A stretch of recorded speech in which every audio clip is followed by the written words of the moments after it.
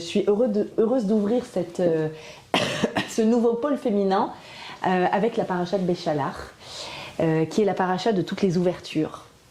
À chaque fois qu'on attend une ouverture, qu'on veut que s'ouvre quelque chose qui a l'air d'être complètement bloqué et qu'on veut se dépasser et réussir à traverser la difficulté, en l'occurrence cette semaine, ça va être la mer, la difficulté, eh bien, voilà, la paracha de Béchalach va démarrer avec nous ce pôle, et c'est une paracha d'une richesse extraordinaire, comme vous le savez. C'était presque difficile de choisir un thème, et le thème que j'ai choisi, c'est donc la possibilité, dans cette paracha, de réussir à sortir d'une voie sans issue, de toute situation dans laquelle on se sent bloqué. Et c'est vraiment une paracha qui nous fait énormément réfléchir, parce que c'est une paracha où se côtoient beaucoup de contraires et de paradoxes. On a dans cette paracha une angoisse extrême. Rappelez-vous, on est sorti d'Égypte, c'était waouh! Mais tout d'un coup, on se retrouve devant la mer avec les Égyptiens qui nous poursuivent. Donc la mort et la mort, noyade et massacre. Et d'un côté, on a cette angoisse extrême, et d'un autre côté, dans cette paracha, la joie extrême. Ah, Yashir, Moshe, Ovnei Israël. On chante, merci, quelle joie, quelle libération, la délivrance finale arrive dans cette paracha. Se côtoie aussi le cri de terreur écrit dans la paracha. Vaïtsakou el Hashem, ils ont hurlé, c'était même pas des mots formulés, tellement que c'est juste un cri de terreur devant les Égyptiens armés jusqu'aux dents, et devant moi, la mer. Donc une voie sans issue. D'un côté ce cri, d'un autre côté un chant, une shira. Entre le cri et la shira, d'un côté on a la faim, et oui, il n'y a plus de galettes. Ça fait déjà 30 jours la sortie d'Égypte, on n'a plus de galettes, on meurt de faim. Moshe, qu'est-ce qui se passe? Tu es censé nous apporter tout ce qu'il nous faut, on meurt de faim, comment faire? Et donc on a la faim qui côtoie quoi? Les cailles qui vont tomber avant qu'il y ait la manne qui arrive, on va parler de la manne aussi. On a se côtoie aussi dans cette paracha l'obscurité et la lumière, avec un passouk extraordinaire dont on va parler. Vayaer et achocher. Hachem a rendu lumineux l'obscurité. Je crois que c'est le passouk de tous les paradoxes. Comment on peut rendre lumineuse de l'obscurité? Ça va être donc ce passage de l'obscurité à la lumière qu'on va découvrir cette semaine. Et on a aussi encore un autre paradoxe dans cette paracha, une eau amère, une eau qui ne nous désaltère pas. Et la plainte des Bnei Israël, on a soif. Alors on a soif, on a faim, on a peur de se noyer, on a peur des Égyptiens. Vous avez vu toutes ces peurs qu'il y a dans cette paracha. D'ailleurs, c'est toujours, les parachiotes qui relèvent de ce mot en hébreu shalach, Béchalach, lorsqu'ils ont été renvoyés, elles sont toujours pleines de peur. Vaïshlach. Yaakov tremble de rencontrer Esav. Béchalach. On tremble, il y a les Égyptiens à nos trousses. Shlach lecha. Les Méraglim, les explorateurs reviennent et disent c'est horrible, on va se faire avaler par des géants. Il y a toujours dans les shlach un géant qui va m'avaler. C'est vraiment les parachiotes des angoisses, mais qui viennent et qui m'apportent des solutions, évidemment. On va essayer de déceler toutes les solutions que cette paracha peut nous apporter. Alors, on est enfin sorti. Mais voilà que, pourtant on pensait qu'être sorti d'Égypte, c'était la fin de tous les malheurs. Un peu comme une jeune fille qui dit « ça y est, j'ai trouvé mon mazal. Ça y est, j'ai mon appart. Ça y est, j'ai mon boulot. » Et tout d'un coup, qu'est-ce que tu vois? Mais mince, non, c'est pas la fin des problèmes en fait. Il y a des nouveaux problèmes qui surgissent. Ils nous poursuivent. Où va-t-on? J'ai pas de GPS. On a faim. On a soif. À la fin de la paracha, Amalek. C'est ce qu'on lit juste avant Pourim. Vous vous souvenez, Amalek, c'est ce peuple qui ose s'attaquer au peuple le plus protégé au monde, à Israël. C'est-à-dire qu'une fois qu'on a vu les Égyptiens morts, c'est fini, c'est terminé, il n'y a plus de danger. Il y a un autre qui arrive. Et tout ça, encore une fois, dans cette paracha, et ben, c'est quoi? C'est l'histoire de la vie. L'histoire de la vie, c'est d'avoir des nouveaux défis. Je me rappelle d'une femme qui me disait Et j'ai eu telle difficulté, et je pensais enfin me reposer, et boum, il y a eu ça. Et je lui ai dit, ma chérie, le repos, c'est après 120 ans. C'est comme ça. Ici, on est là pour se retrousser les manches et pour bosser. Et la vie est faite de défis qui apparaissent les uns après les autres, et à nous de réussir à relever ces défis.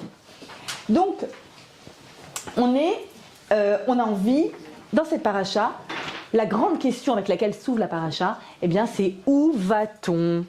Où va-t-on? Comment fait-on pour avancer?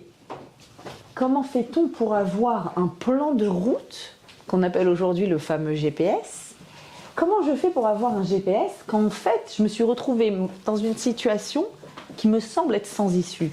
Et on est vraiment dans une voie sans issue. La mer, les Égyptiens. Il n'y a nulle part où elle est. Courage, fuyons, ok, mais où? Non, c'est pas possible. Et donc, on arrive ici dans vraiment cette paracha elle nous renvoie un petit peu à toutes ces situations, parce que la paracha, vous le savez, elle vient me montrer les événements de ma vie et elle vient m'apporter des solutions aux événements de ma vie. Et donc, ça me rappelle quoi? Eh bien, ça me rappelle les situations d'étouffement. Les situations où je me dis, mais attends, quoi que je fasse, je suis perdante en fait. Combien de jeunes filles qui me disent, ça, si je le quitte, c'est horrible, mais si je reste avec lui, c'est horrible. Je fais quoi? C'est-à-dire cette sensation-là que t'es envahi de toutes parts et t'as l'impression qu'il n'y a rien qui se profile. Il n'y a pas quelque chose qui vient qui te dit, non mais attends, il y a une solution. Non, il n'y a pas de solution, il n'y a pas de solution, il n'y a pas de solution. C'est ce sentiment-là. Je vous le décris pour qu'on soit rempli, qu'on réalise quel est ce cri de terreur qu'ils sont en train de pousser. Ce cri-là, même si nous on se l'imagine, et il faut se l'imaginer, parce que l'ouverture de la mer, c'est la fête du 7e jour de Pessah. Vous savez que c'est pour ça que c'est Yom Tov le 7e jour. Premier jour de Pessah, plaie des premiers-nés sortis d'Égypte. 7e jour, pourquoi on refait Kiddush, c'est Yom Tov? C'est l'ouverture de la mer. C'est-à-dire que cette ouverture de mer est actuelle. C'est pas une histoire. Le Seder de Pessah est actuel. Pourquoi il est actuel? Parce qu'évidemment, ça veut dire quoi? Chayav Adam, l'homme est obligé, l'irot et atzmo, de se voir comme s'il était en train de sortir d'Égypte. C'est pas vrai? Ça parle pas l'égyptien dehors. J'ai pas créé des villes Pitom et Ramsès pour Pharaon. C'est pas vrai? Ça veut dire quoi? Je dois me voir en train de sortir d'Égypte. Ah non, il y a un petit Égypte à l'intérieur de toi. Tout le monde. Chaque année sort de la prison. Elle peut être intellectuelle, émotionnelle, psychique. Il y a beaucoup de formes de prison. Et ces prisons-là, toutes ces choses-là qui me ligotent, qui m'empêchent d'être libre, qui m'empêchent de réfléchir par moi-même, qui m'empêchent de prendre des décisions, je dois sortir. Premier soir de Pessah. 7e soir de Pessah, ouverture de la mer. Si c'est Yom Tov, ça veut dire que moi aussi je dois ouvrir la mer. Moi aussi je dois être un traversant de mer. Vous savez que c'est le mot Ivrim, hébreu. La première occurrence du mot hébreu, c'est Abraham qui était de l'autre côté. Ils ont tous une façon de penser polythéiste et lui il est à part. Mais collectivement, le mot Ivrim, dit le Maharal de Prague. Donc Vorot Hashem, il dit, pourquoi on s'appelle tous des Hébreux? En hébreu, le mot hébreu, c'est Ivrim. Quand tu décortiques le mot Ivrim, c'est Ever Yam. On est tous des traversants de mer. On a tous traversé la mer et on a tous encore à traverser la mer. On a encore à le faire. Dans quoi? Ça veut dire quoi traverser la mer? Alors une Gemara très connue dans le Psachim, que je l'explique chaque année dans le cours de Béchalar parce qu'elle est fondamentale. La Gemara dit la chose suivante. Il y a 3 choses dans ta vie qui sont comme l'ouverture de la mer. Très connue. Dit en premier lieu la Gemara, c'est Kashim Mezonotav Shaladam Kekriyat Yamsouf, la Parnassa. Trouver le domaine dans lequel tu seras à la fois épanoui, à la fois équilibré entre carrière et famille, à la fois tu auras suffisamment, tu auras ce qu'il te faut, trouver ton domaine de Parnassa qu'il te suffise, qu'il te satisfasse, qu'il soit cohérent avec ce que tu es, magnifique, nécessaire. Mais quoi? Aussi difficile que l'ouverture de la mer. Deuxième chose aussi difficile, dit la Gemara. Déjà là, on se dit c'est compliqué, mais waouh. Deuxième chose, Rabbi Elazar ben Azaria dit Nekavav. Nekavav, c'est les orifices, c'est-à-dire les échanges à l'intérieur du corps, c'est-à-dire le fait d'être en bonne santé. Aussi difficile que l'ouverture de la mer. Et enfin, troisième chose,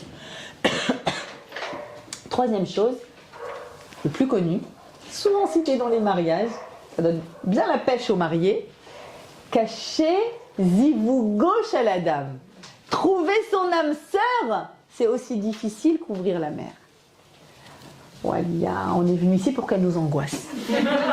Déjà, on se disait au boulot, bof, le patron il commence à, je me demande s'il change.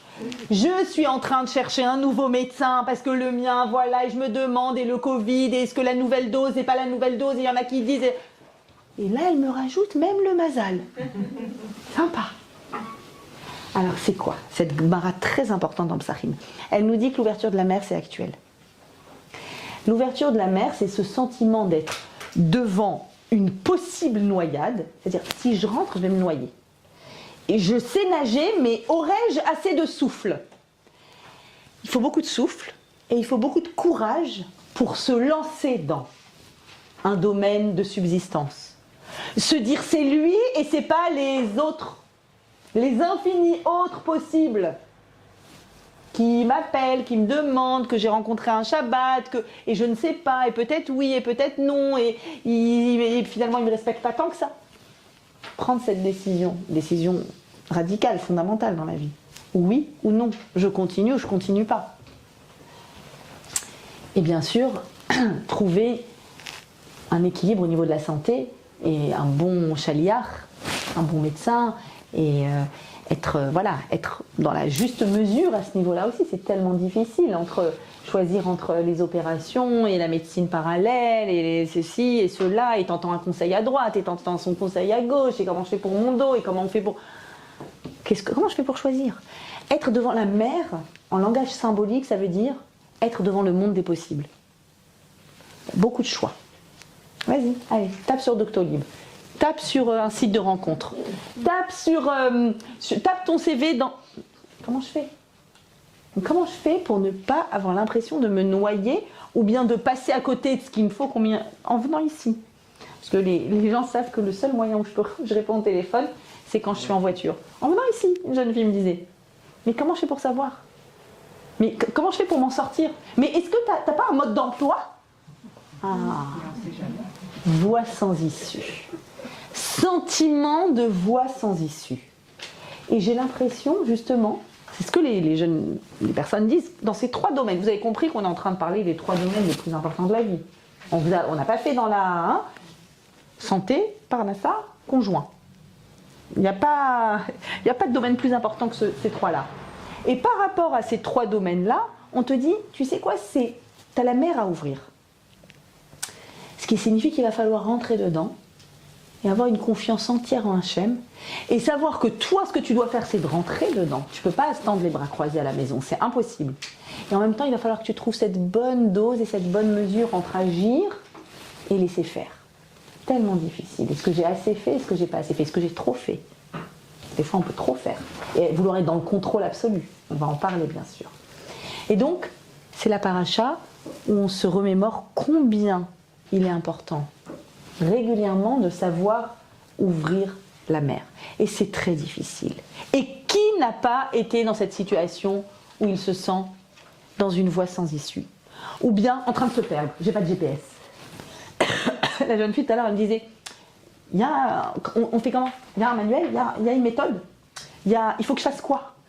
Elle voulait que je lui donne une liste et qu'elle coche des cases. Et que ce sentiment-là de perte de repère et de vraiment il n'y a même pas une méthode où on peut dire, bon, tu fais cette méthode et vas-y, et ça ira. Non, je ne sais pas. Pour un tel, c'est ça qui a fonctionné, pour l'autre, c'est ça. En santé, en parnassa, dans tous les domaines, dans ces trois domaines-là. Pour comprendre quelle modèle et l'outil que me donne la paracha de la semaine pour réussir à traverser cette mer, pour réussir à jamais me sentir sans GPS, à jamais sentir que je suis livrée à moi-même, que rien ne me porte. Pour cela, il faut d'abord qu'on diagnostique le problème. Pourquoi on a tellement de difficultés dans ces 3 domaines qui, en gros, vous avez compris, ça englobe notre vie. Pourquoi si souvent on a ce sentiment qu'il n'y a pas de solution? C'est le premier sentiment. Le premier sentiment, c'est non, il n'y a pas de solution, c'est pas possible. Oui, on m'a dit de prier, ça va, je prie.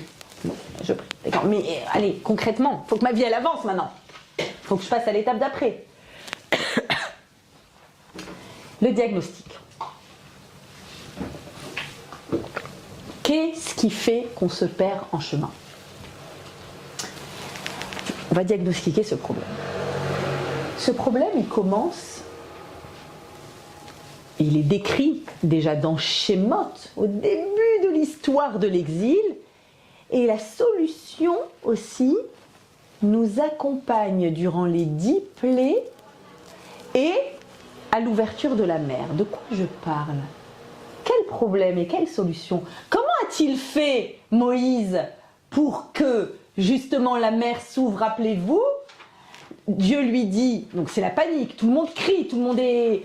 L'état était... Le moment est un moment de détresse absolue. Ils vont même jusqu'à dire, c'était mieux de mourir là-bas. Donc ils ont la mort en face des yeux. Comprenez l'état de détresse. La solution, dit Dieu à Moïse, Harem et matecha, lève ton bâton. Vous vous rappelez du bâton de Moïse? Tout le monde s'en souvient? Lève ton bâton, étends-le vers la mer, elle va s'ouvrir. Qu'est-ce qui se passe avec le bâton de Moïse? D'ailleurs, pourquoi a-t-on tellement besoin d'un bâton pour... Vous vous rappelez de l'histoire de ce bâton? Il est très important. Ça a commencé au buisson ardent, quand Moshe est paniqué de faire sa fameuse mission. Dieu lui dit, lance ton bâton, il se transforme en serpent, il le ressaisit, il revient de bâton. Vous vous souvenez? Ensuite, quand il est allé devant Pharaon en lui disant, je t'avertis, hein, ça va aller mal pour toi. Et puis d'ailleurs, notre Dieu, il est très puissant. Ah ouais, prouve-le-moi. Que fait Moïse et Aaron? Ils prennent le bâton. Vous vous souvenez, ils le transforment en serpent. Enfin, ils le jettent, il se transforme en serpent. Et Pharaon, comment il réagit? Détente. Trop fastoche. Trop fastoche ce que tu fais. On va voir ce qui va se passer. Et rappelez-vous qu'après, les 10 plaies ont lieu comment? Avec le bâton. Ce fameux bâton de Moïse sur lequel d'ailleurs étaient gravés les 10 plaies. Et le nom de Dieu. On dirait que ce bâton, il joue un rôle très important dans la solution et dans le diagnostic du problème. Tout commence avec un bâton. Quand Moshe n'a pas envie d'y aller, Dieu le convainc avec le bâton. Et devant Pharaon, comme on l'a dit, qu'est-ce qui se passe? Mise en scène de la force de Dieu, le bâton. Rappelez-vous, je vous ai mis les versets. Lorsque Pharaon vous dira, dit Hachem à Moshe et à Aaron, produisez une preuve de votre mission, tu diras à Aaron, prends ton bâton, jette-le devant Pharaon pour qu'il devienne serpent. C'est ce qui se passe. Là-dessus, comme je vous l'ai dit, Pharaon il dit fastoche. Et là, le Midrash rajoute, il dit, c'est pas écrit dans la Torah, mais le Midrash il dit, ils se sont moqués de Moshe. Tu vas chez nous, on est les plus puissants en force de sorcellerie, nous faire un tour de débutants. Il va chercher des enfants de 4-5 ans à l'école, dit le Midrash, il dit, les petits, montrez à Moshe. Sous-entendu, t'as rien fait. Et ils font pareil. Mais qu'est-ce qui se passe? Qu'est-ce qu'ils n'ont pas su faire? Regardez. Vayashlichu ish matéu. Tous les sorciers de Pharaon jettent leur maté, leur bâton, et ils deviennent des serpents. Vaïvla maté Aaron, le bâton d'Aaron a avalé leur bâton. En tant que bâton, pas en tant que serpent. En tant que bâton. Vous comprenez qu'on est en train de parler de symboles très forts ici. On est dans un langage codé. Qu'est-ce qu'un bâton? Qu'est-ce qu'un serpent? Qu'est-ce qu'un bâton qui avale des serpents? Et ce même bâton qui continue à nous faire les plaies, à montrer c'est qui le vrai chef ici, et à nous ouvrir la mer. On va essayer de comprendre, avec les enseignements du grand Rav Moshe Shapira, qu'est-ce qui se passe avec ce maté. Et si je comprends quelle est l'origine du problème, je comprendrai quelle est l'origine du problème pour moi quand je me sens étouffée, sans GPS, voie sans issue. Comment je fais pour avancer dans la vie? Et quelle est la solution? Qu'est-ce qui m'indiquera ma route? Venez, on essaye de voir. Qu'est-ce qu'un maté? Alors, d'abord citons le Midrash. Le Midrash dit, pourquoi c'est si important ce bâton? Parce que Pharaon est un ksil. C'est quoi le mot ksil? C'est un des mots en hébreu pour parler d'un imbécile, mais c'est une forme d'imbécilité très spéciale, c'est l'imbécile buté. C'est-à-dire c'est celui qui a sa vérité, et tu auras beau lui parler l'intellect, à tous les niveaux de son intellect, la personne elle est enfermée dans sa certitude.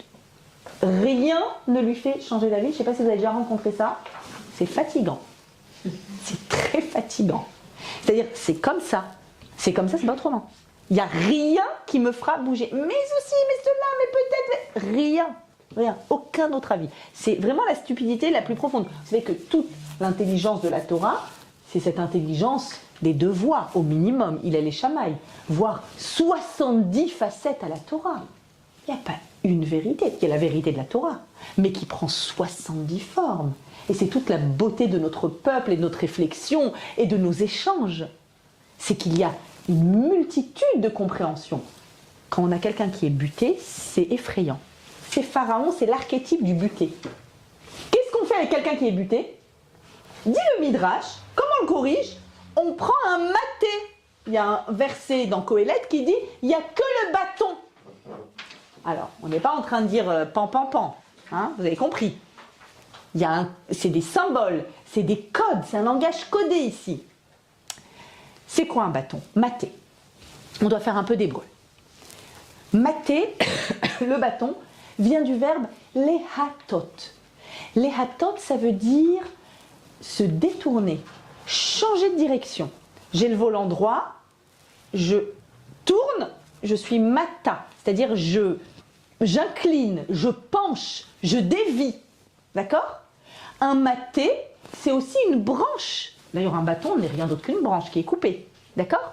Une branche, c'est quoi? Il y a le tronc, et puis hop, il y a un côté qui dévie. C'est une branche. C'est le maté qui va prendre une direction un petit peu penchée, un petit peu de côté, ou beaucoup de côté. Donc le principe du bâton, c'est ce principe de changer de direction.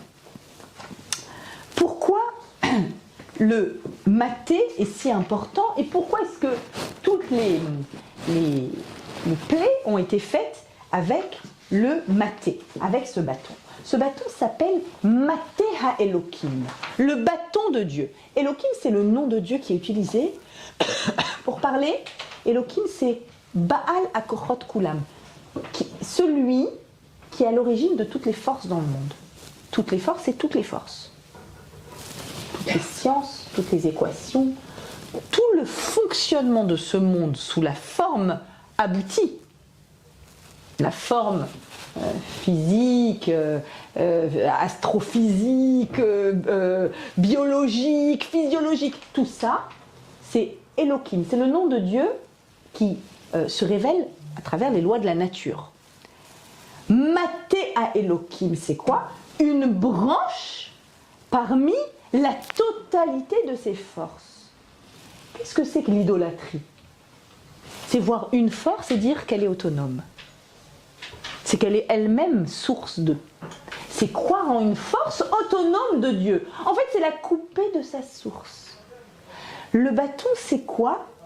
Eh bien, c'est une branche qui a été coupée de son origine et donc qui pourrait faire qu'on se trompe, qu'elle est autonome et qu'elle n'est pas liée à sa source, qu'elle n'y est pas liée à son tronc.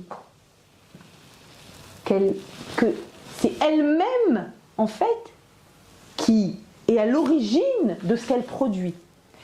Un bâton qui se transforme en serpent. Un bâton, c'est-à-dire quelque chose qui prend une orientation, une inclinaison, qui se transforme en serpent. Le serpent, c'est un autre code qu'on connaît très bien dans la Torah. C'est quoi le serpent? C'est quoi le serpent? Comment? C'est? Bien sûr, c'est l'histoire. L'histoire, le fameux serpent originel qui aussi symbolise la déviance. Le fait de se tromper de chemin. Le fait de fonctionner pas en accord avec ce qu'il faudrait, avec l'authenticité profonde. À quoi il ressemble le serpent? C'est marrant, le serpent, il est sinueux, il est tortueux, il prend des tours et des détours. Il n'est pas droit. Jamais droit. Dieu l'a créé avec ce corps, j'ai envie de dire flasque, et même quand on les voit dans les eaux, on les voit en rond, quoi. C'est-à-dire, le serpent, même dans sa forme, il te montre qu'il est en train de te dire non, va à droite, vas-y, détourne-toi, dévie un petit peu, prends la tangente, ne reste pas. Et évidemment qu'il ne le dit pas comme ça, sinon on réussirait à le verbaliser, à le visualiser en fait. Non, comment il fait? Il insinue des choses, mais de façon complètement tordue, parce qu'en fait ce qu'il veut, c'est me tordre. C'est-à-dire que je veux être droite, je veux être honnête, je veux être authentique, je veux être alignée, je veux être en cohérence avec mes valeurs, avec mes certitudes.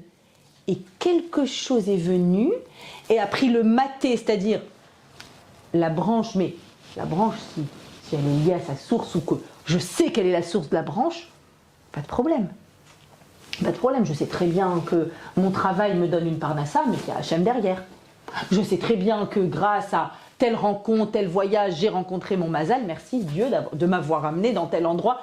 Mais quand tout d'un coup, il y a quelque chose que je suppose être autonome complètement, qui gère ma vie, où je veux que ma vie soit gérée, soit portée par une autre force dans le monde, quelle qu'elle soit, mais le maté, le bâton est devenu serpent là. Il était tordu et il t'a tordu. Et du coup, tu deviens tordu à l'intérieur de toi. Et après, même le système d'argumentation, il s'auto-alimente. Tu sais, quand on est à l'extérieur, tu te dis, mais il ne voit pas que. C'est pas possible. Non.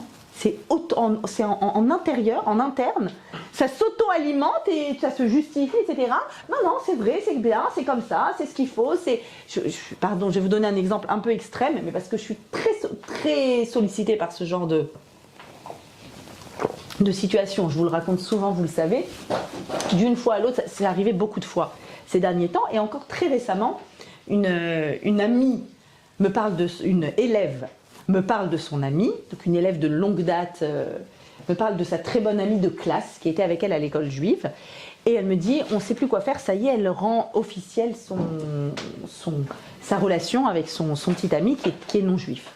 Et elle me dit, je t'en prie, essaye. Je lui dis, je vais prendre mon téléphone, je vais l'appeler, Bon, elle arrive à la pousser On a fait un Zoom et elle était vraiment décidée, mais avec cette ouverture. Ok, on en parle, mais dès le début, elle me dit, tu n'essayes pas de me convaincre. Je lui dis, non, je n'essaie pas de te convaincre, de toute façon, qui on ne va pas te convaincre. Les vérités, elles sont à l'intérieur.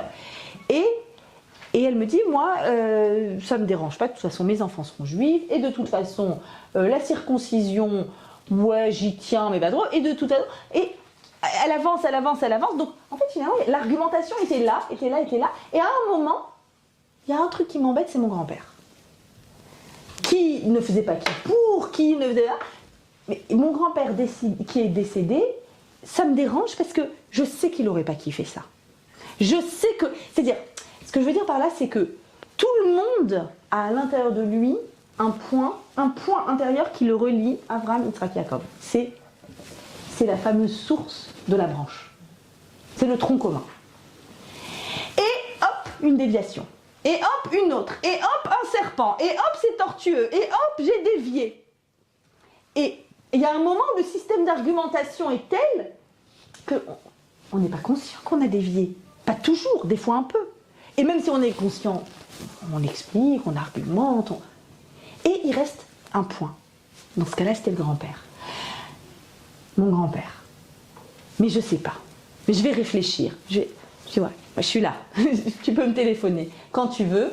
Mais voilà, c'est pas toujours qu'on arrive facilement, évidemment, parce que c'est très difficile, parce que c'est la mer. D'ailleurs, c'est ce qu'elle m'avait dit. Elle m'a dit, devant moi, il y a la mer. Je n'arrive pas à imaginer que je puisse réussir à rencontrer quelqu'un. Et cette peur panique. Et puis, il est gentil. Et puis, c'était au boulot. Et puis, c'était une peur panique qui fait que... C'est-à-dire qu'il faut bien comprendre ce qui se joue ici. Quand on a ce bâton qui se transforme en serpent, on est en train de nous raconter l'origine de toutes les pertes de route. L'origine de toutes les voies sans issue. Dans ce domaine ou dans n'importe quel autre domaine. Où on s'est perdu en route. Combien de fois, ça peut être beaucoup moins terrifiant que ce que je viens de vous raconter, mais une personne qui est dans son job et qui a l'habitude de faire et de continuer, sans vraiment s'arrêter, se poser la question, est-ce que je suis heureuse, est-ce que je suis épanouie, est-ce que ça me convient, est-ce que je me fais avoir, est-ce que on me manipule, est-ce que vraiment je suis en train de me réaliser 1 an, 2 ans, 10 ans, 15 ans.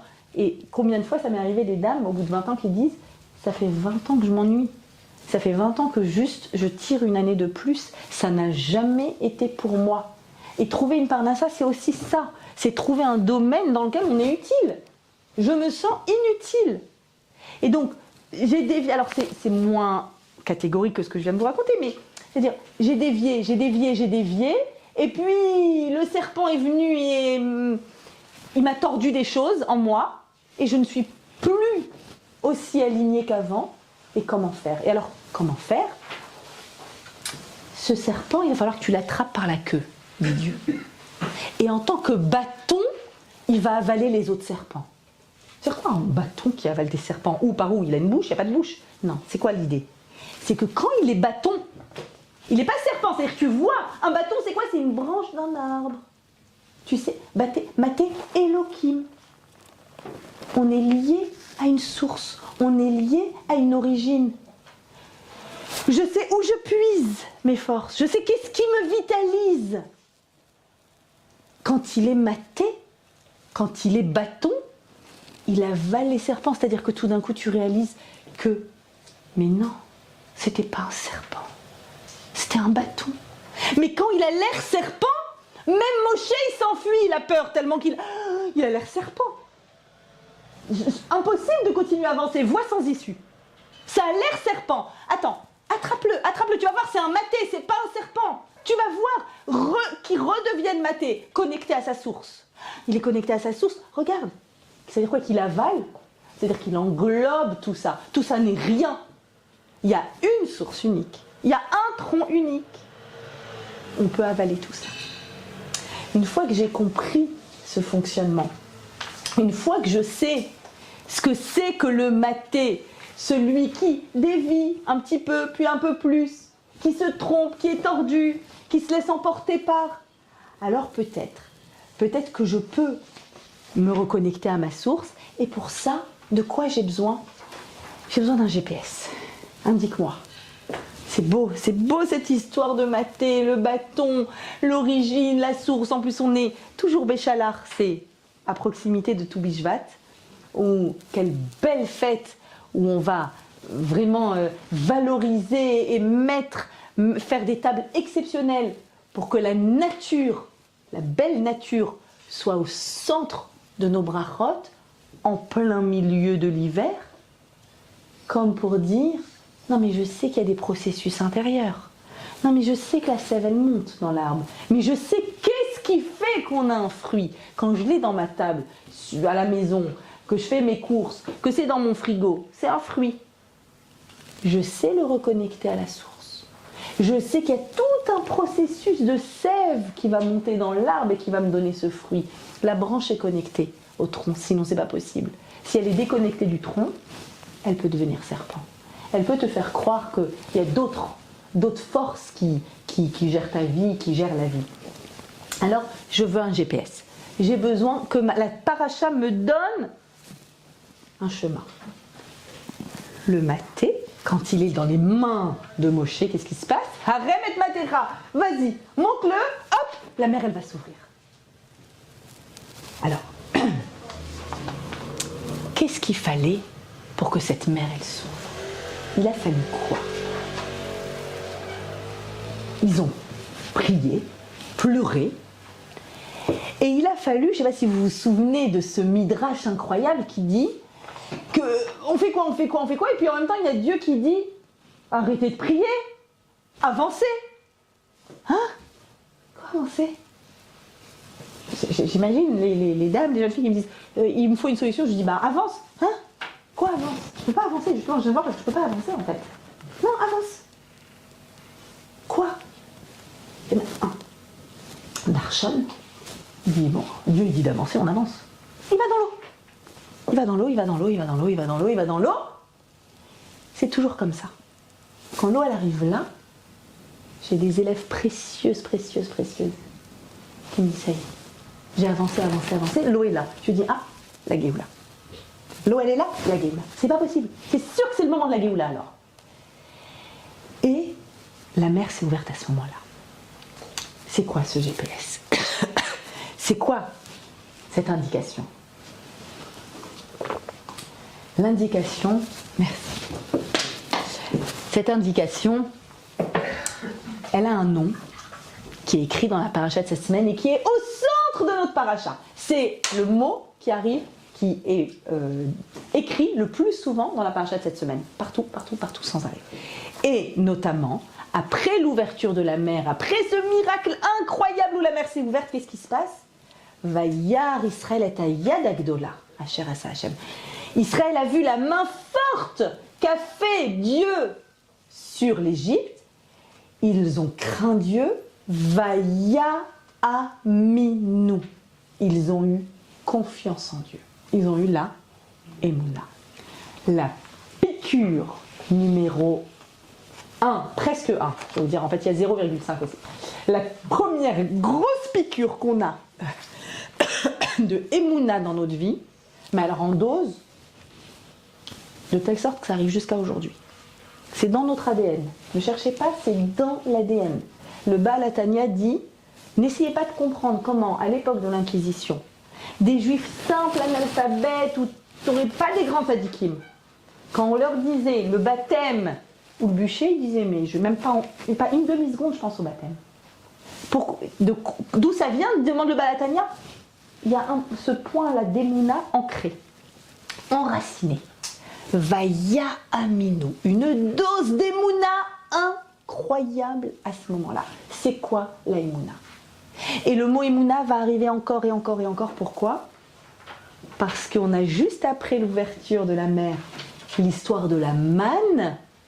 Et vous entendez que le mot manne, c'est Emouna. Manhu, c'est de la manne, c'est les lettres Emouna. On a bouffé de la Emouna pendant 40 ans. Et elle était délicieuse. De telle sorte qu'on en a encore aujourd'hui, hein, en dose. C'est quoi cette Emouna? Dans le mot Emouna, quel mot magnifique, j'entends aime. Aime. Aime la mère. Pas l'eau, la mère, la maman. C'est quoi? Pourquoi il y a la mère dans Emouna? La Emouna, c'est tout simplement la certitude et la tranquillité que j'ai quand je suis portée dans les bras, comme un bébé, dans les bras de sa mère.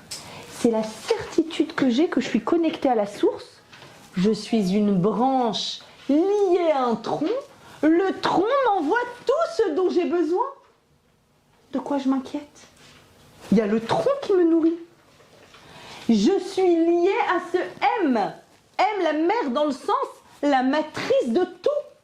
L'origine de tout. Il y a un placenta, il y a un cordon ombilical, il y a tout ce qu'il faut. Tu es en diffusion, perfusion permanente. La Emouna, c'est cette connexion avec cette origine. Au moment de l'ouverture de la mer, ça mérite une fête à Yom Tov, parce qu'on reçoit une dose d'Emouna infiniment plus importante que la première dose. Alors c'était quoi la première dose? Vous voyez, tout est lié, hein, les doses, les premières, les deuxièmes, les rappels. Première petite dose d'Emouna, mais elle n'était pas si top que ça, dit Rambam, Maïmonide. C'était à l'époque où Moïse est venu en Égypte, avant les 10 plaies, et il leur a fait justement, il leur a montré les signes, et il leur a dit, et Dieu va nous sortir et tout. Il y a écrit dans le texte, Vaye Amen Aham.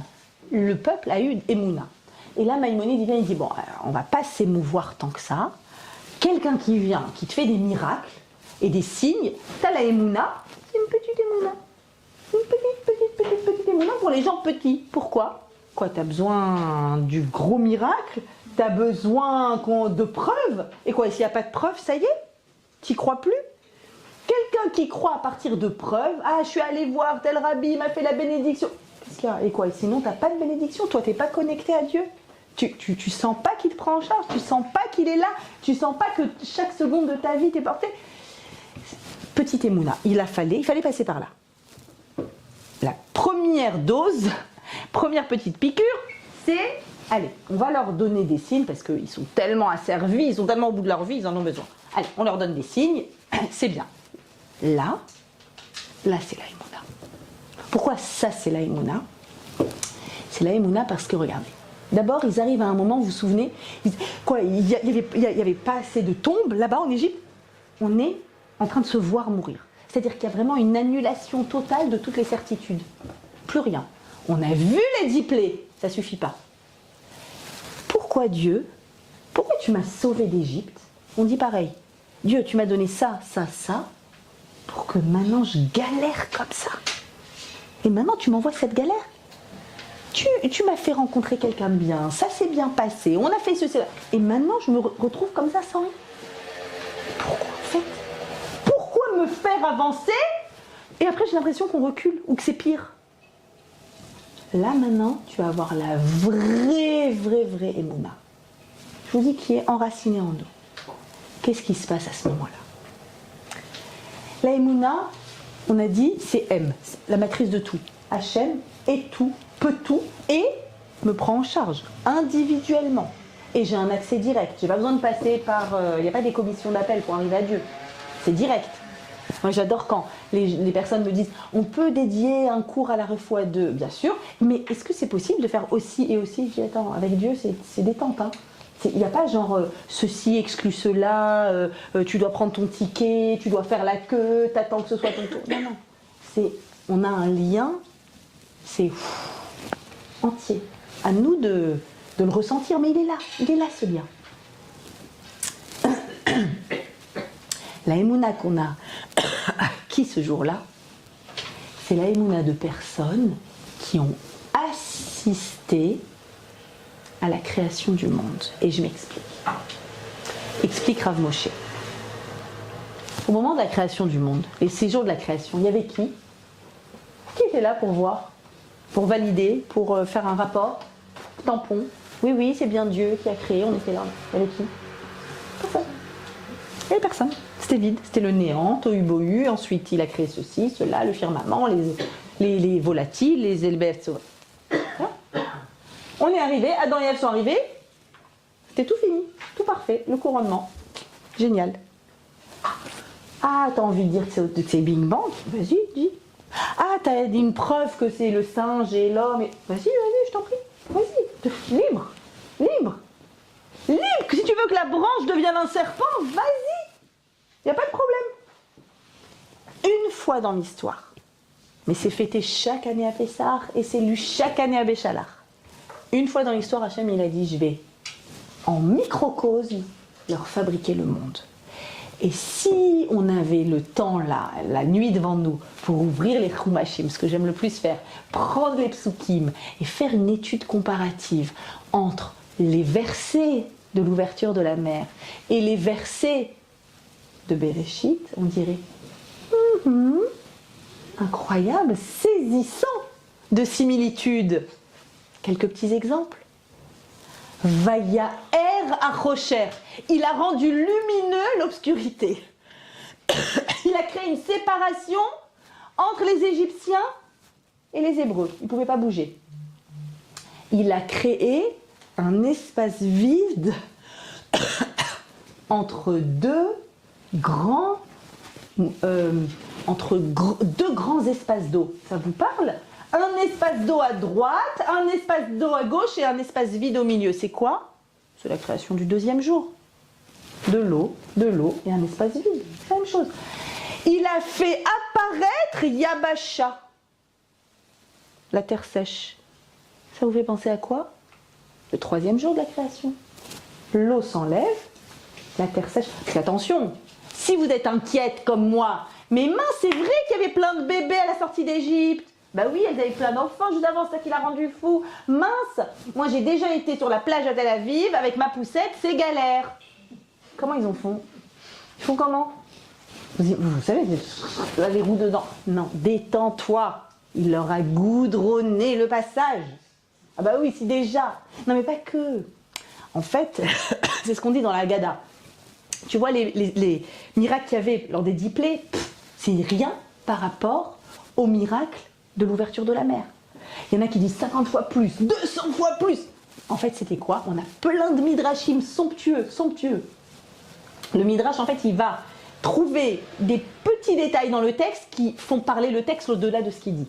Alors évidemment, il y a plein de similitudes. Il y a la lumière, il y a l'obscurité, il y a la séparation, il y a les deux colonnes d'eau, il y a la terre sèche. Il n'y a pas que. Alors, le Midrash dit non, il y a eu des arbres qui ont poussé. C'est-à-dire qu'ils traversaient, et on raconte comme ça que les bébés étaient dans les bras, et ils prenaient des pommes et ils croquaient les pommes dans la traversée. C'était une nuit de traversée avec tout le jardin, avec les fruits, et donc en fait il y a les volatiles, il y a les animaux, il y avait tout. Tout a été fabriqué pour eux l'espace d'une nuit. C'est-à-dire une refabrication micro de la création du monde, mais t'assistes. Parce que c'est vrai, t'étais pas là à l'époque. T'assistes. Mémoire collective, émouna collective, ADN collectif, c'est la source de tout. Baal hayecholet kulam. Quand tu vois une force autonome, ne te trompe pas. Personne ne peut bouger le petit doigt. Hachem laisse faire les méchants, c'est vrai. C'est bien qu'il y ait la liberté dans ce monde. Mais il est à l'origine d'absolument tout. Et donc, on a collectivement, à l'intérieur de nous, je vous lis les mots du Midrash parce que c'est trop beau, nom de Rabbi Meir. Rabbi Meir dit, si pour un homme unique, j'ai transformé la mer en Yabasha, alors, comme il est écrit à l'occasion du troisième jour, que les eaux se rassemblent et qu'apparaisse la Yabasha, la terre sèche, alors ne pourrais-je le faire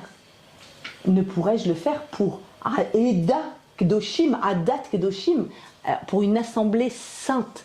Adat, ce mot-là, assemblée, ça vient du mot Ed. Ed, c'est un témoin. C'est une assemblée qui va témoigner. Est-ce que je ne peux pas le faire pour une assemblée qui va témoigner? Et donc, voilà, je vous ai mis quelques versets de la similitude entre tous les éléments de la création du monde et les éléments de l'ouverture de la mer. Donc, de quoi il s'agit ici? Il s'agit de réussir à être des ivrim. Je vous avais dit tout à l'heure, c'est quoi un ivrim? C'est Everyam. Traverser les eaux tumultueuses de la vie. Et là, Hachem, qu'est-ce qu'il fait pour toi? Toi, tu dois agir. Toi, tu dois te rappeler qu'il y a la source de tout. Qu'en même temps, il te dit, ne reste pas les bras croisés à la maison, tu dois agir. Des tonnes, pas des tonnes, chacun selon son niveau d'émouna. Plus on a la émouna, moins on a besoin d'agir. C'est toujours comme ça.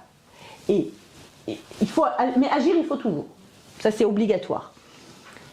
Et Vereyam, c'est quoi? Tu dois devenir un traversant de mer. C'est-à-dire, sache qu'une fois que tu es dedans, au début, tu as eu l'impression, 1, désespoir total, on va mourir. C'est toujours comme ça que ça commence. 2, j'ai du courage, j'avance. J'avance, je me connecte à ma source. Emouna. Je me connecte à ma source, j'assiste. Donc je me connecte à ma Emouna qui vient d'eux. Et j'assiste à quoi? À une nouvelle création pour moi. S'il vous plaît, elle n'est pas belle. C'est pas beau. J'assiste à Dieu qui vient et qui crée un monde pour moi. Quoi, tu crois que tu n'es pas précieuse? Tu crois que tu n'es pas importante? Tu crois que ta souffrance et ta demande, elle n'est pas au centre?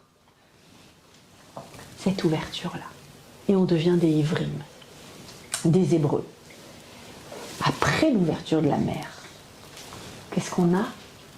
40 ans de dose d'Emouna, tous les jours. Piqûre de rappel tous les jours. Heureusement que c'est moins pour nous. Mais il fallait qu'il y en ait assez. Pourquoi? Pour jusqu'à aujourd'hui. Comment aujourd'hui, quand on entend des choses difficiles, des mauvaises nouvelles, ou même que nous, on est face à un défi, comment je dis, mais d'où je vais avoir la Emouna? Tu l'as. Et tu l'as. Hier soir, je donnais un cours dans le quartier sur le thème de la Emouna. Vous m'avez demandé, et à côté de moi, avant le cours, une élève, une jeune femme, qui me dit mon papa a écrit un livre sur la Emouna de sa maman. Que quand il est né avec une déformation très grave. Tous les médecins lui ont dit il ne marchera jamais, il ne pourra jamais. Et elle, avec la main sur la mezouza, comment? Mais il marchera, mon fils! Mais c'est moi qui vous le dis, la M, une maman. C'est quoi une maman? C'est la Emouna. Et il a subi une opération, elle m'a dit à l'âge de 5-6 ans, et il a marché, il est devenu un grand avocat, et il a écrit un livre. Cet homme a écrit un livre. Donc, mais elle me dit, c'est l'histoire, c'est autobiographique, l'histoire d'une Emouna. L'histoire d'une maman qui dit si. Il faut avoir ce cran d'être face à des médecins, à des pontes, à des scientifiques, et de dire mais si. Et il faut aussi être capable, quand on entend des histoires où Dieu préserve, on a prié, et malheureusement, et quand même, garder la Emouna. C'est ça la force de la Emouna. C'est de savoir que c'est lui le boss. C'est qu'il décide. Mais c'est pas grave, je reviens et je reprends mon livre de Teilim, où je reprends l'attitude que j'ai décidé d'avoir et je me lance. Parce que je connais pas ces projets. Et des fois, il y a des neshamot et on ne sait pas pourquoi. Et souvent, on pose tellement de questions sur la Emouna quand malheureusement, des fois, il y a des... Voilà. Et non, c'est ça la Emouna. Je me reconnecte à ma source. Hachem veut que quelque chose d'exceptionnel émerge de moi suite à ce que j'ai traversé. Mais je dois traverser cette mer. De toute façon, c'est à l'intérieur de moi. Ivrim, je suis une traversante de mer. Je dois la traverser. Et après 40 ans dans le désert, la manne. C'est quoi la manne? Cette nourriture céleste, tous les jours elle tombe sauf le Shabbat.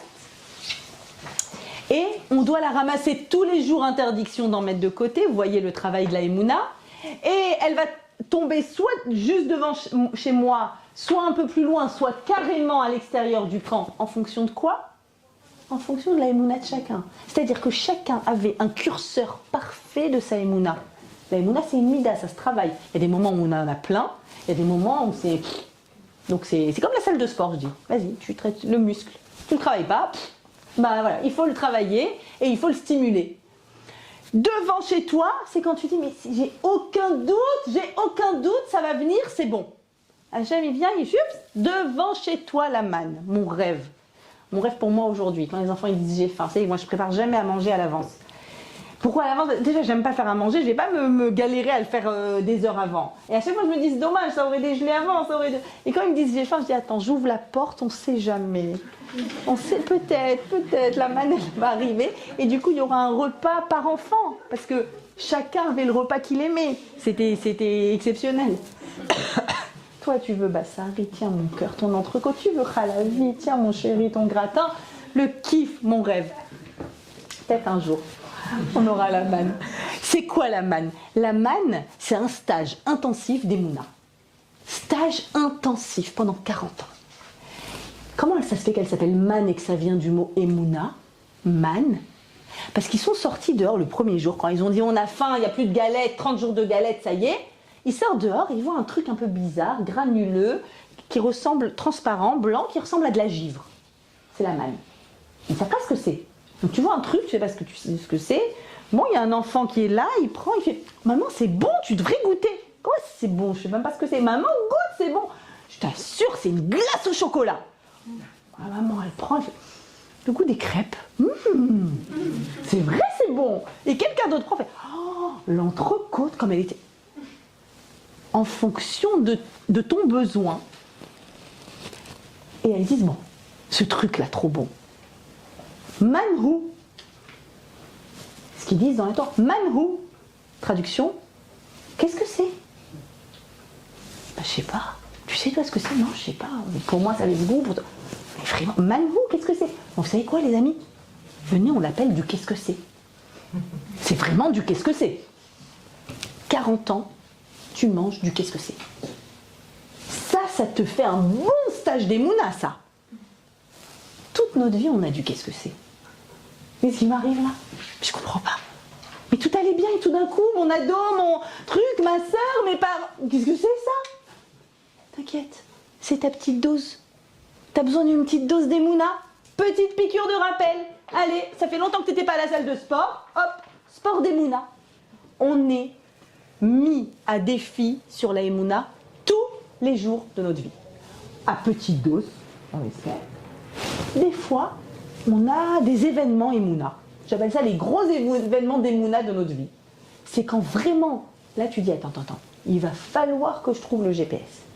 Il va falloir que j'essaye de comprendre quelle est la route. Et des fois, depuis qu'on a le GPS, c'est intéressant. Des fois, tu dis, mais c'est pas possible, il se trompe le GPS. Tu continues ta route, tu dis, c'est ça là, et le GPS qui est là derrière. Demi-tour dès que possible. Demi-tour dès... Je sais que c'est pas... Demi-tour dès que possible. Et non, t'as pas envie. C'est quoi? C'est le serpent ou c'est pas le serpent là? Demi-tour dès que possible. Et t'as envie de savoir. J'ai pensé à mon papa, j'adore. Il est âgé, il n'arrive pas avec le GPS. On lui a expliqué. Il n'arrive pas. Il l'appelle pas GPS, il l'appelle le PSG. C'est son nom. Qu'est-ce que tu me veux avec ton PSG? Je lui dis non, papa, le GPS. Papa, je te montre, ça vaut le coup. Il devait aller d'un endroit, il est strasbourgeois, mais il devait aller d'un endroit à un autre endroit. On arrive, et on lui dit, je vais t'expliquer, et on le voit avec un grand plan de Paris d'époque. Il a les plans de partout. Et il est là en train de tracer le chemin. Je ne veux pas ton PSG, je veux... Bon, mais en tout cas, on en a besoin. On a besoin d'avoir un plan de route. On a besoin de savoir vers où on va. De la manne, du qu'est-ce que c'est, en grande dose pour pouvoir avancer. Et cette manne, elle nous enseigne. Elle nous enseigne une chose très importante. Tous les jours, il y avait une dose. Il y avait une dose qui tombait. On va, on ramasse. On rentre à la maison. Il y en a qui en ont pris des tonnes. Bah, c'est trop bon la glace au chocolat, j'adore. Et puis ça fait pas mal au ventre, la digestion tranquille, et tu peux en manger autant que tu veux, c'est cool. Ils en prennent des tonnes. Il y en a qui en prenaient un petit peu. Ils arrivaient chez eux, à la maison, tout le monde avait la même quantité. Tout le monde avait la même quantité. Et ceux qui, par malheur, disaient, mais attends, c'était quand même trop bon là le repas d'hier, je mets de côté pour demain. Ça pourrit. Il n'y a pas. Jour après jour. Et tout d'un coup, vendredi, ils se lèvent et ils vont pour prendre la manne. Ils la ramènent comme d'hab à la maison, mais là, ils ont le double. Qu'est-ce qui se passe? Je vous explique. Shabbat. Shabbat, il y a 2 pains. Pourquoi on a 2 pains? En souvenir des 2 doses de manne. Là, c'est l'exception. Un pour le soir, un pour le matin. Le deuxième outil que nous donne la paracha de cette semaine, pour pouvoir traverser la mer, pour pouvoir traverser tous les défis de notre vie, premier outil, on a dit que c'était la Emouna. Deuxième outil, le Shabbat. Le Shabbat, il est en vrai, en filigrane partout. Il est réellement, on a l'ordre du Shabbat dans la paracha, avec la manne en double quantité, mais en fait, on l'a aussi où? C'est les Chachamim qui nous décortiquent le texte pour qu'on comprenne. Au moment de l'ouverture de la mer, où il s'est passé quelque chose d'un peu bizarre, c'est vrai, les Béné Israël ont fait quelque chose de magnifique. Quand ils étaient inquiets, ils ont fait ce qu'on fait. Quand on est inquiet, on fait quoi? On prie. Ils ont levé les mains au ciel et ils sont bien criés. Et Moïse se tourne vers eux et leur dit Hachem ilachem lachem, Dieu va combattre pour vous, ve'atem, et vous, tacharishun, taisez-vous. Verset étrange de la paracha. Mais c'est vachement bien ce qu'ils ont fait, ils ont prié, de toute façon, qu'est-ce qu'ils auraient pu faire d'autre? Ils ont prié. Taisez-vous. Et là, le Midrash reprend ce texte et les commentateurs par derrière, Il dit, non, je t'explique ce qui se passe. D'habitude, quand on veut un miracle, il faut faire une action. Donne de la tzedaka, prends sur toi une mitzvah, fais un acte de générosité, fais quelque chose en bas, ça fait bouger en haut. C'est le système des marionnettes, mais à l'envers. C'est-à-dire, on tire les ficelles en bas, c'est toujours comme ça. Dieu attend, ça s'appelle, dans le langage kabbalistique, le réveil d'en bas. Le réveil d'en bas suscite un réveil d'en haut. Tu veux que ça bouge en haut, il n'y a pas de souci. Il faut tirer les ficelles ici. Fais quelque chose.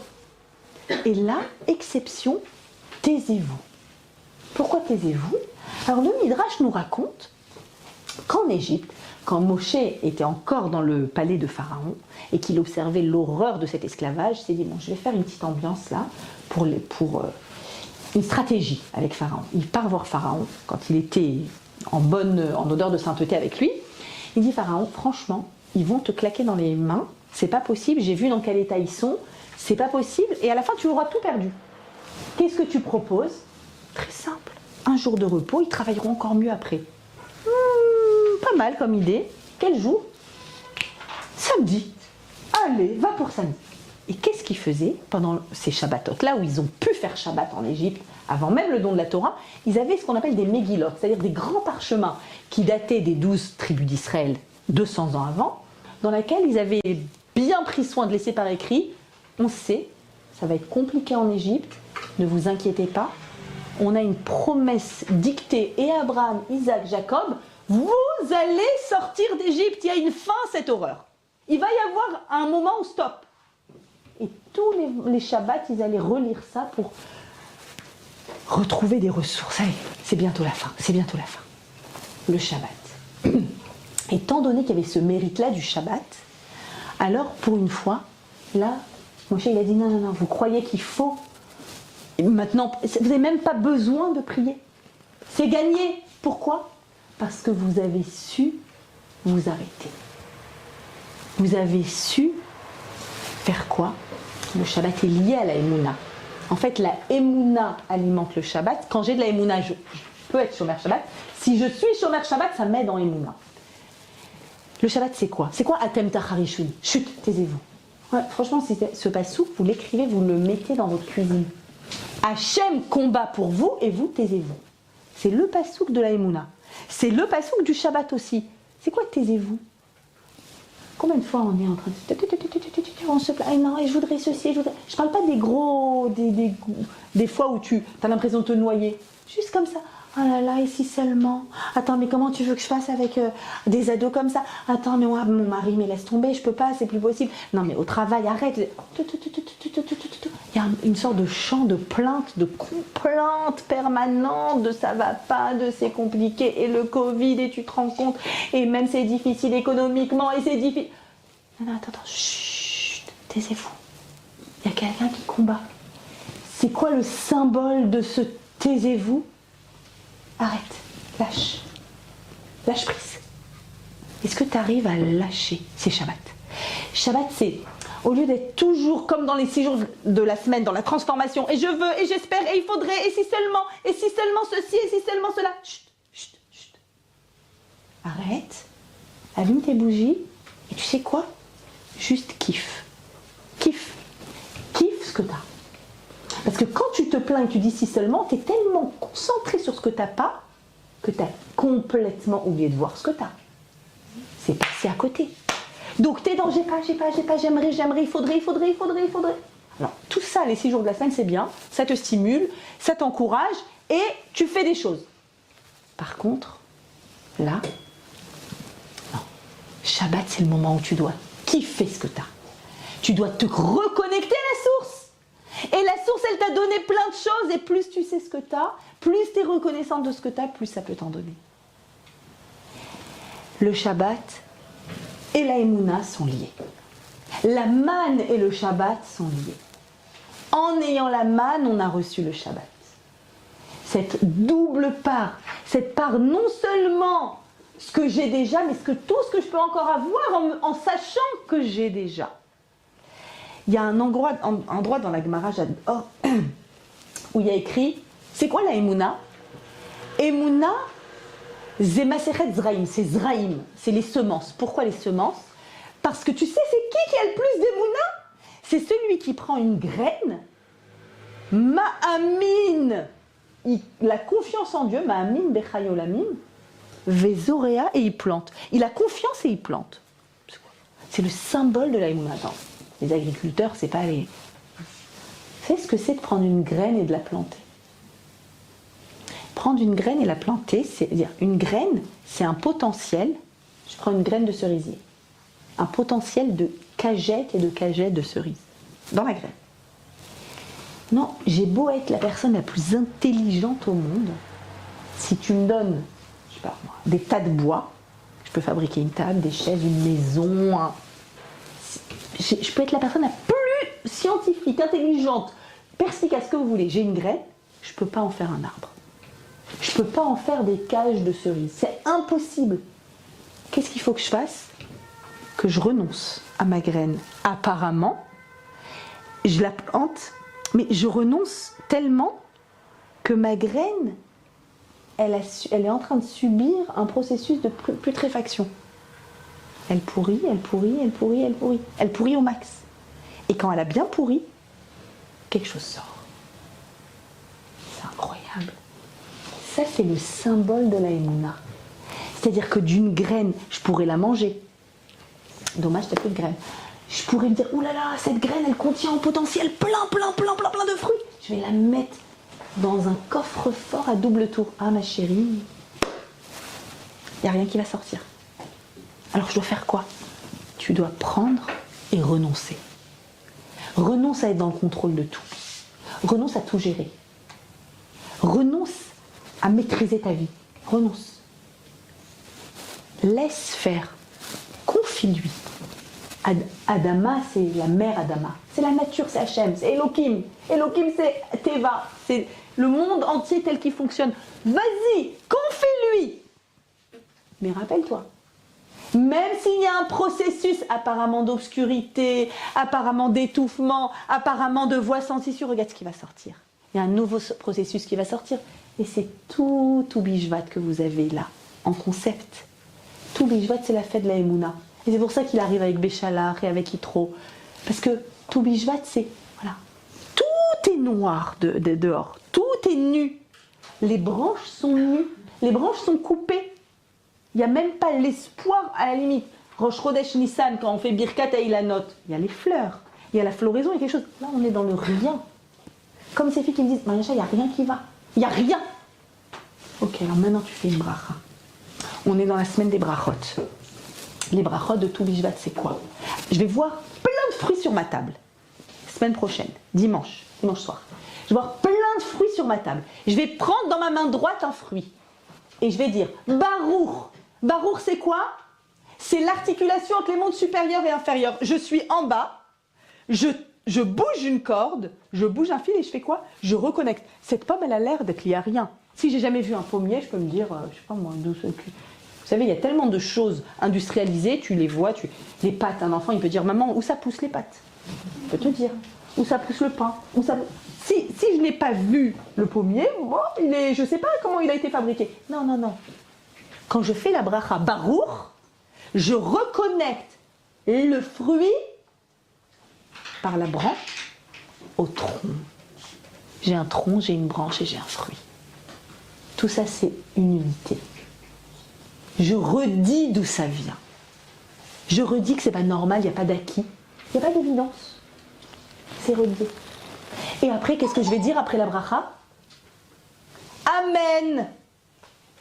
Amen. Emouna. Amen, c'est Emouna. Oui, c'est vrai ce que tu as dit, c'est vrai, je suis bête, j'avais oublié, j'ai vu une poire, je croyais que c'était une poire. En fait, non. C'est une extension de la force de Dieu, sous cette forme-là. Amen. D'où l'importance de dire Amen. D'où l'importance de faire les brachot à voix haute. Et tout Bishvat, c'est ça. C'est voir des arbres nus et dire non. La sève, elle monte. Il y a un processus. La sève, elle monte à l'intérieur de nous tous. Quelle que soit la situation obscure, il y a une sève qui monte, elle va produire des fruits. On est connecté à notre source et on est connecté à notre émouna et on a la force du Shabbat à l'intérieur de nous. Et je dis toujours, je le redis ici, parce que j'ai beaucoup de personnes qui m'écoutent, qui viennent de tous les horizons et qui pensent que Shabbat c'est ou tout, rien. Non. On peut faire Shabbat 1 heure, On peut faire Shabbat 2 heures, c'est mieux que rien. Et c'est moins bien que plus. Mais on peut faire par étapes. On peut allumer les bougies et dire j'ouvre pas mon portable toute la soirée. On peut aussi faire Shabbat samedi. On peut faire Shabbat en attendant de faire mieux, évidemment. Mais c'est comme ça qu'on commence aussi. C'est pas tout ou rien. Il y a beaucoup de personnes qui disent non mais je peux pas. Des personnes qui me disent tu peux faire une prière pour. Je dis et toi tu peux faire? Non moi je fais pas Shabbat. Et alors? Toi aussi tu es connecté au tronc. Toi aussi tu peux faire une prière. Fais cette prière. Tout Bishvat arrive avec des brachot, avec du amen, avec de la émouna, avec la certitude qu'il y a ce processus qui est enclenché. Et Bezrat Hashem, qu'on puisse continuer encore à se voir, à se rencontrer plusieurs fois ici et à retrouver encore et encore les GPS, nos orientations, nos outils, pour voir que finalement les voies sans issue n'en sont pas. C'est juste le serpent qui m'a fait croire que j'avais une voie sans issue. Mais en fait, je suis un bâton lié au tronc, lié à la source. Très très bonne semaine à vous toutes. Shavuot Tov et une très belle fête de Toubishvat.